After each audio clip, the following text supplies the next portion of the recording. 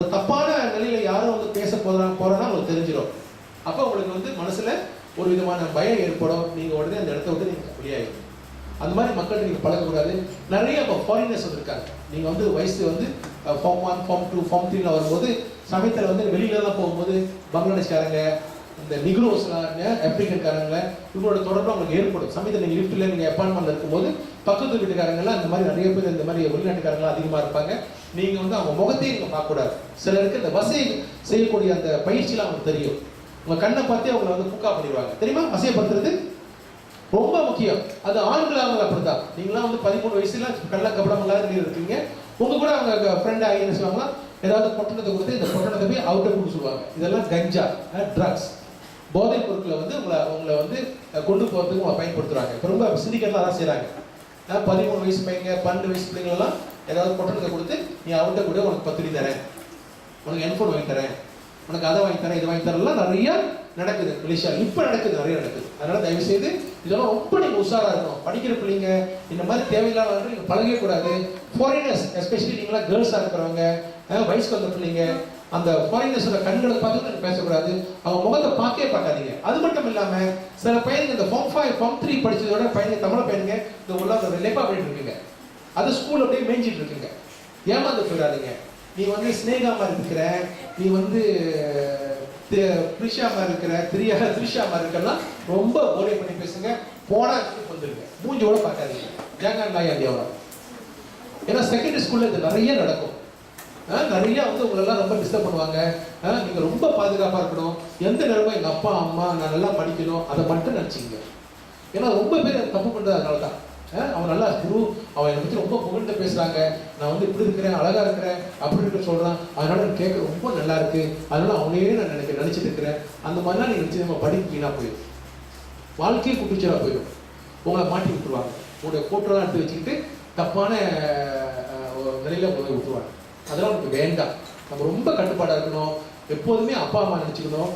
தெய்வத்தை நினைச்சிங்க. உங்க இஷ்ட தெய்வம் முருகனா இருக்குதா, விநாயகர் இருக்கா, அவங்க நினைச்சிங்க. இந்த மாதிரி தப்பான பையன்லாம் சேரக்கூடாது, தப்பான பிள்ளைங்க சேரக்கூடாது. ரொம்ப இந்த மாதிரி வெளிநாட்டுக்காரங்கெல்லாம் நிறைய அந்த போதைப் பொருள்லாம் பொட்டணமாக கொடுத்து நம்மளை வந்து அங்கே கொடு, இங்கே கொடு, அந்த மாதிரிலாம் பேசுவாங்க. காசெல்லாம் கொடுப்பாங்க, வாங்காதீங்க. அந்த மாதிரி காசு உங்களுக்கு தேவை கிடையாது. சரியா?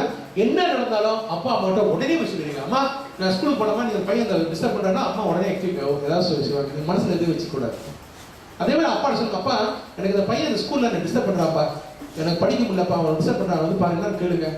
உடனே நீங்க சொல்லணும். முடியுமா? அது மட்டும் இல்ல, சமயத்துல சில பிள்ளைங்க ஸ்கூல்ல நீங்க போனீங்கன்னா நீங்க நல்ல பிள்ளைங்க, ஆனா மற்ற பிள்ளைங்க என்ன செய்வாங்கன்னா சீரியலாம் கொடுப்பாங்க, தப்பான சீரியல் கொடுப்பாங்க. அதெல்லாம் நீங்க வாங்கவே கூடாது. அது தேவையில்லை. நம்மளாம் ஸ்டூடெண்ட்ஸ், நம்மளாம் படிக்க தான் வந்திருக்கிறோம். நமக்கு இதெல்லாம் தேவையில்லை. வயசான வயசு வரும்போது எல்லாம் பார்த்துக்கலாம். இப்போ நமக்கு எதாவது தேவையில்லை, நம்ம அதெல்லாம் தடையிடக்கூடாது. அதை மட்டும் நீங்க தயவு செய்து நினைச்சிக்கங்க. ஏன்னா செகண்டரி ஸ்கூல் போகும்போது இந்த மாதிரி நிறைய பிரச்சனை வருது. அது மட்டும் இல்லாம முக்கியமான சாமான்லாம் நீங்க பேக்ல வைக்காதீங்க. நிறைய திருடு செகண்டரி ஸ்கூல், இங்க தமிழ் ஸ்கூல் தெரியல எப்படின்னு, செகண்டரி ஸ்கூல் போனீங்கன்னா உங்களுடைய பொருள் நல்லா காணாது. அதனால நகை, மோதிரம், இந்த மாதிரி நீங்க விலை அதிகமாக உள்ள பொருள் நீங்க போடாதீங்க. ஹெட்ஃபோனு, வேற ஏதாவது பொருள்லாம் நீங்க கார்ல, காசு இதெல்லாம் பாக்கெட்ல, இதெல்லாம் வந்து ரொம்ப கவனம் பார்த்துக்கங்கன்னு சொல்லி. அப்போ செகண்டரி ஸ்கூல் இந்த மாதிரி சூழ்நிலை நிறைய ஏற்படுது. அது மட்டும் இல்லாமல் டீச்சர்ஸ்லாம் வந்து ரொம்ப நல்லவங்க, ஆனால் இந்த மாதிரி பிரச்சனை வரும்போது, டிசிப்ளின் பிரச்சனை வரும்போது உங்கள் அப்பா அம்மா கூப்பிட்டு இதெல்லாம் பேசும்போது உங்களுக்கு ரொம்ப கஷ்டமாக இருக்கும். அப்போ நம்முடைய எதிர்காலம் ரொம்ப தொவாக போயிடும். அது மட்டும் இல்லாமல் அதிகமாக டீச்சர்ஸை நீங்கள் வந்து எதிர்பார்க்கவும் கூடாது. ஏன்னா அவங்கெல்லாம் ஒரு ஸ்டூடெண்ட் கன்சிடர் பண்ண மாட்டாங்க. நிறைய நீங்கள் என்ன செய்யுங்க, ஃபார்ம் 1 நீங்கள் ஆரம்பிச்சிருங்க. எஸ்பிஎம் நீங்கள் பிஎம்ஆர் நல்ல 7 சப்ஜெக்ட்ஸில் நீங்கள் வந்து 7 எடுக்கிறதுக்கு நீங்கள் ஃபார்ம் 1 ஸ்டார்ட் பண்ணிடணும். உங்களோட ரிமோ கிளாஸ் இருக்கா?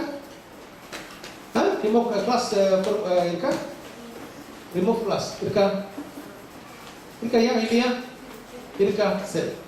அப்போ நீங்கள் அங்கே போனீங்கன்னா உங்களுக்கு வந்து நிச்சயமா நிறைய மாற்றங்கள் இருக்கும். அப்போ நீங்கள் என்ன செய்யலாம்னா, இந்த டீச்சர்ஸ் அதிகமாக நீங்கள் வந்து எதிர்பார்க்காம முடிஞ்ச வரைக்கும் கேளுங்க. நீங்கள் சொந்தமாக தான் படிக்கணும், சொந்தமாக படிக்கணும். டியூஷன் அப்பாட்ட சொல்லுங்க, அப்பா எனக்கு வந்து டியூஷன் இப்படியே ஆரம்பிச்சிருங்கப்பா, நான் பொம்மாலே ஆரம்பிச்சிடறேன், ரிமோ கிளாஸ்லேயே ஆரம்பிச்சிடப்பா. ஏன்னா இங்கே வந்து தமிழில் நம்ம படித்தோம், அங்கே போய் எல்லாம் மலாயில் இருக்கும். ரொம்ப பேருக்கு அது பெரிய பிரச்சனையாக இருக்கும். சில பேருக்கு அதெல்லாம் குழப்பமா இருக்கும். ரொம்ப பேர் கிவ் அப் பண்ணிடுவாங்க. அதனால தான் பார்த்தீங்கன்னா இங்கிருந்து 50 பேர் அங்கே போகிறோம். அங்கே பார்த்தீங்கன்னா ஒரு 10 பேர் நல்லா படிப்பாங்க, 40 பேர் அப்படியே ஃபெயில். சரியா வராது. அதனால முடிஞ்ச வரைக்கும் ஃபார்ம் 1 ரிமோட் கிளாஸ்லேயே நீங்கள் மேக்ஸிமம் ஸ்டார்ட் பண்ணிடுங்க. அப்போ தான் உங்களுக்கு இந்த ஃபார்ம் 2 ஃபார்ம் 3 வந்து ரொம்ப ரிலாக்ஸாக இருக்கலாம். அப்போ உங்களுக்கு எல்லாம் விளங்கும். கடைசி நேரத்தில் வந்து உங்களுக்கு எல்லாமே குழம்பி போயிடும். அப்போ நீங்கள் எப்படி நீங்கள் தயாரில் இருக்கணும். நீங்கள் நினைக்காதீங்க ஃபார்ம் 3 வரும்போது பிஎம்ஆர் வரும்போது அந்த ஃபார்ம் 3 வரும்போது நான் படிக்க போகிறேன், அது வரைக்கும் எனக்கு நான் லைஃபாக பண்ண போகிறேன், அப்படியே என்ஜாய் பண்ண போகிறேன் நினைக்காதீங்க. ஏன்னா படிப்பு என்பது நீங்கள் மாணவராக இருக்கிறவங்களுக்கு இப்பயே நீங்கள் ஒவ்வொரு காலகட்டத்திலும் நீங்கள் வந்து ஜனவரியில் நீங்கள் ஸ்டார்ட் பண்ணிடுங்க. ஜனவரியிலே நீங்கள் வந்து ஃபார்ம் 1லேருந்து பிஎம்ஆர் நல்ல மார்க் எடுத்து ஃபார்ம் 1லேயே நீங்கள் ஸ்டார்ட் பண்ணிடுங்க. ஏன்னா ஃபார்ம் 1ல் படித்த சப்ஜெக்ட் கூட அதில் வந்து கேள்வி கேட்பாங்க. சரிங்களா? ரொம்ப நீங்கள் சீரியஸாக இருக்கணும். எதிர்காலத்தில் நம்ம படிப்பை வச்சு தான், கல்வியை வச்சு தான் இந்த நாட்டில் நம்மலாம் சிறப்பாக இருக்க முடியும். ஏன்னா இந்த நாட்டில் நம்ம நல்லா சந்தோஷமாக இருக்கிறதுக்கு எதிர்காலத்தில் எல்லாருக்கும் என்ன ஆசை சொல்லுங்க? எல்லாம் வசதியாக இருக்கணும், போலீஸ் சொல்லக்கூடாது, சட்டவிரோதமான பிரச்சனை கூடாது, அப்பா அம்மாலாம் அன்பாக இருக்கணும், எல்லாரும் ஒத்துமையாக இருக்குன்னா நாம் நல்லா படிக்கணும். ஏன் நீங்கள் டாக்டர் இருந்தீங்கன்னா உங்கள் அப்பா அம்மா குடும்பம் தானே? அது நீங்கள் ஜெயிலில் இருந்தீங்க அப்படியா? உங்கள் பையன் என்ன செய்றாரு? இப்போ எங்கள் பையன் சிங்கப்பூர் ஜெயிலில் இருக்காருங்க. சொல்லுங்க. இதுதான் அப்பா அம்மா வச்சுக்கோமா? இதான் அப்பா அம்மா நம்ம செய்யக்கூட கை மாற சொல்லுங்க. நீ என்னம்மா செய்யற? சார் நான் அந்த பங்களாதேஷ் ஓடி போயிட்டேன் சார், ரொம்ப சந்தோஷமா இருக்கிறேன் சார், இந்த 3 பிள்ளை இருக்கு சார். என்னம்மா வயசு? 13 வயசு சார். அப்பா ரொம்ப சந்தோஷப்படுவாரா? மகன் என்ன செய்யுது? அது பங்களாதேஷ் ஓடி போயிடுச்சு சார், இப்போ 3 பிள்ளை இருக்கு. அது வந்து போலீஸ் லெவல் இருக்கு சார். இங்க வந்து சைனாக்கு ட்ராக் ஒரு ஆப்பிரிக்காக்காரன் கொடுத்தான், நைஜீரியாக்காரன் அதை எடுத்துட்டு போயிட்டு இப்போ சைனாவில் போலீஸ்ல ஜெயிலில் இருக்கு சார் என் மகன். அப்பா ரொம்ப சந்தோஷப்படுவாரா? உன் பையன் என்ன ஆச்சுன்னா, என் பையன் இப்போ ரவுடியாக இருக்காரு சார், கேங்ஸ்டராக இருக்காரு, ஆர்வம் வேலை பார்க்குறாரு. ஸோ இப்போ தான் வட்டி ஒரு கை ஒன்று துண்டா போயிடுச்சு இருக்காரு. இப்போ போலீஸ் தேடிட்டு இருக்கேன் பையனை, எனக்கு ரொம்ப சந்தோஷமா இருக்கு. நான் அப்போ சொல்லுவாரு சொல்லுங்க. பையன் ஸ்கூலுக்கு போகும்போது பையன் ஒரு நாய்க்கார சண்டை போட்டு கால் உடைச்சிருக்காங்க சார். மோட்டர் பைக்கில் வந்து அப்படியே ரெமார்க் கம்பெனி மாதிரி 2 டைமில் போகிற பைக்கை ஒரு டைமில் ஓட்டினாரு. இப்போ 2 காலம் இல்லாமல் இருக்காரு சார், வீல் சேரில் இருக்காரு.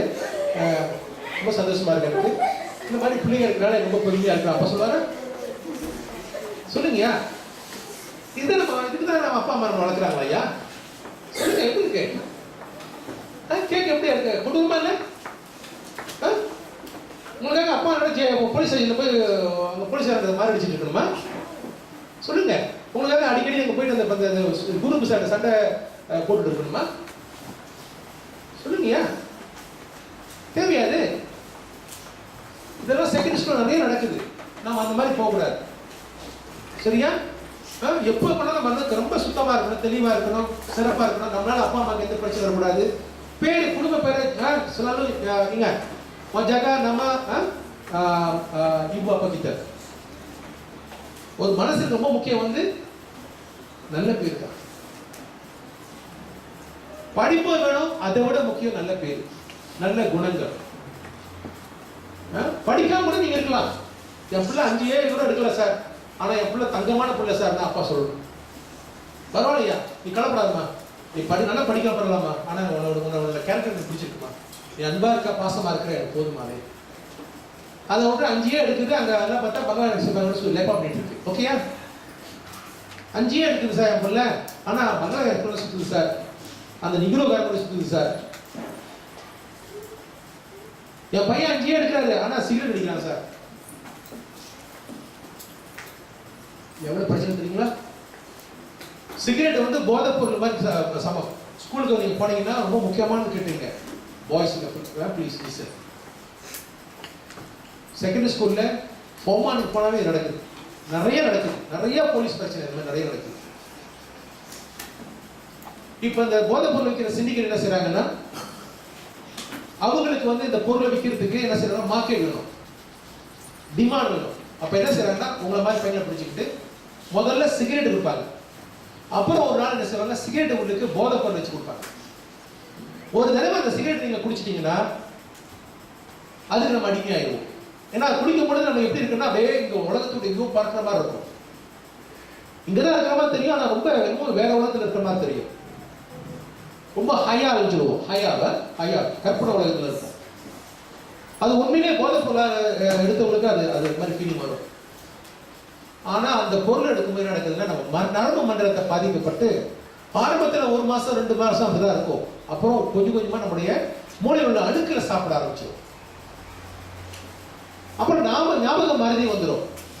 அப்புறம் கை காலம் ஆட ஆரம்பிச்சிடும். நரம்பு தளர்ச்சி, மூளையோட ஃபங்க்ஷன்லாம் வேணா போயிடும். மூளை ஒழுங்கா வேலை செய்யாது. அப்புறம் படிக்க முடியாது, மெமரி ப்ராப்ளம். அப்புறம் போதைப் பொருள் இல்லாம வாழவே முடியாது. அப்போ அப்பாவோட மோட்டர் சைக்கிள் வித்துருவோம், அப்பாவோட ஹெட்ஃபோனை வித்துருவோம், அம்மாவோட ஹேண்ட்பேக்ல கையை விட்டு காசை எடுப்போம். இந்த மாதிரி எல்லா தப்பான வேலையை செஞ்சிருவோம். ஒரு நாளைக்கு வெளியில போகும்போது காரை உடைச்சி அந்த காரில் உள்ள ஹேண்ட்பேக் எடுக்கும்போது போலீஸாரை பிடிச்சி ஜெயிலுக்கு அனுப்பிடுவோம். பார்த்தீங்களா? அதெல்லாம் தயவு செய்து செகண்ட்ஸ் போகும்போது சிகரெட் கூட நீங்க கையில் தொடக்கூடாது. சில பேர் சொல்லுவான், கல உங்கா தாம்பே சிகரெட் ரொக்கோ தைசா ரொக்கோ உங்கா ஜன்டான்னு சொல்லுவான். தப்பெல்லாம் அப்படின்னு வந்துருங்க. ஓகேயா? சும்மா கொடுப்பாங்க, முதல்ல ஃப்ரீயா கொடுப்பான், அப்புறம் அடிமையாகும். அதே மாதிரி பெண்களுக்கு அப்படிதான். இப்போ ரொம்ப சோசியல் எல்லாம் சிகரெட் பிடிக்கிறாங்க, நீங்களும் விடுங்க சிகரெட் பிடிங்கன்னு சொல்லுவாங்க. பொம்பளை பிடிங்களும் தொடவே கூடாது. ஏன்னா அதுல கஞ்சா இருக்கலாம். அந்த சிகரெட் கொடுக்குற அந்த பாத்தாங்களை வந்து சிகரெட்ல வந்து கஞ்சா இருக்கலாம். அவங்க எடுக்கும் பொழுதே மறுபடியும் அதை தேட சொல்லும். அந்த மாதிரி பிரச்சனையே நீங்க மாட்டக்கூடாது. எந்த ஒரு தமிழ பையனாலும் சரி, அவன் தமிழ பையனாலும் சரி, உங்க சொந்தக்கார பையனாலும் சரி, சிகரெட் எடுக்கலாம் மூஞ்சில பார்க்காதீங்க, நமக்கு தேவையே கிடையாது. அதே கையில பீர் வச்சிருக்காங்களா, அந்த மாதிரி டிஸ்டர்ப் இருக்காங்களா, அவங்க கூட பழகவே கூடாது. நம்ம நோக்கம் நேர ஸ்கூலுக்கு போறோம், படிக்கிறோம், நேரா வீட்டுக்கு வரும், அவ்வளவுதான். அப்பதான் நீங்க பிஎம்ஆர்ல 7 எடுக்க முடியும். கண்டதெல்லாம் காதல கேட்காதீங்க. சரிங்களா? இது ரொம்ப முக்கியமான ஒரு விஷயம். உங்களுக்கு நம்ம ஒரு எச்சரிக்கை. இதெல்லாம் நிறைய கான்டெக்ட் இருக்கு, போக வேண்டாம்னு சொல்லுவோம். கேம்ஸ் எல்லாம் கலந்துருக்கேன், குட் ஃபார் யூ.